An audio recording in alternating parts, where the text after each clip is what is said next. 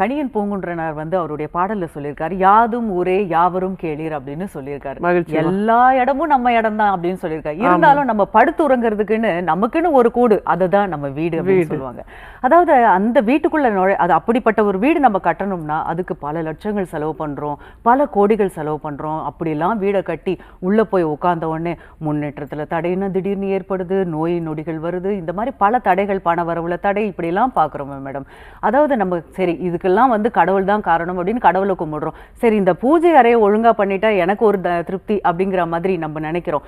ஒரு வீட்டுக்குள்ள பூஜை அறை எந்த திசையில இருக்கணும் மேடம்? அதாவது பூஜை சாமி கும்பிட்ட உடனே என்ன பண்றாங்கன்னா அடுத்தது அந்த வீட்டுக்குள்ள சண்டைகள்லாம் நடக்கிற அளவுக்குலாம் வந்துருது.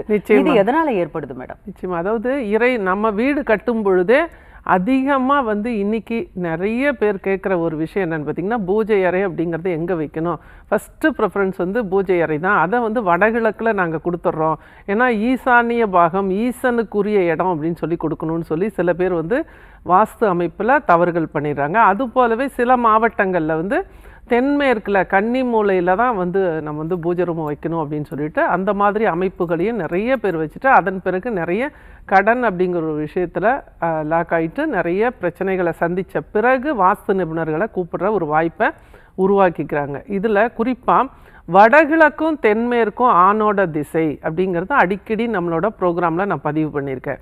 அப்போ இந்த 2 திசைகள்லையும் நீங்கள் உங்களோட பூஜை அறையை வைக்கிறது தவறான அமைப்பு. ஏன்னா அந்த மாதிரி நீங்கள் வைக்கும்போது அந்த குடும்பத்தில் உள்ள ஆண்களை பாதிக்குது, அவங்களோட மனநிலையில் பாதிப்புகளை வருது, அவங்கள ஒரு சோம்பேறிகள் ஆக்கிடுது, அவங்களுக்கு அடுத்தடுத்த நல்ல விஷயங்கள், நல்ல வேலை வாய்ப்புகள், படிப்பில் முன்னேற்றம் இல்லாத ஒரு சூழ்நிலை, இந்த மாதிரி நிறைய தடைகளை உருவாக்கக்கூடியது நீங்கள் தவறாக அமைத்துள்ள உங்கள் வீட்டோட பூஜை ரூம் தான்.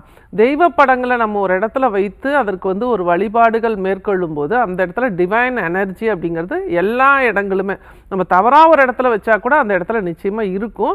ஆனால் அந்த இடத்துல நம்ம சரி அந்த பூஜை அறையை சரியாக பராமரிக்காத ஒரு நிலையும், நிறைய கோவில்களுக்கு போயிட்டு நிறைய படங்களை வாங்கி வைக்கிற ஒரு சூழ்நிலையும், விபூதி குங்குமம் இதெல்லாம் கோவிலில் கொடுக்குறதெல்லாம் கொண்டு வீட்டில் நிறைய சேகரித்து வைக்கிறது, ப்ளஸ் நம்மளோட இந்த பூஜை படங்களுக்கு நம்ம போடக்கூடிய மலர்களை கூட நம்ம எடுக்க மாட்டோம்.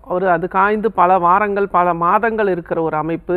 இந்த மாதிரி எல்லாம் நிறைய தவறுகள் இந்த மாதிரி தவறான அமைப்பில் அமைக்கக்கூடிய பூஜை அறையில் நிச்சயமாக இருக்கும். அங்கே ஆண்கள் ஒரு முன்னேற்றம் இல்லாத சூழ்நிலையில் தான் இருப்பாங்க அப்படிங்கிறது உறுதியான ஒரு விஷயம்.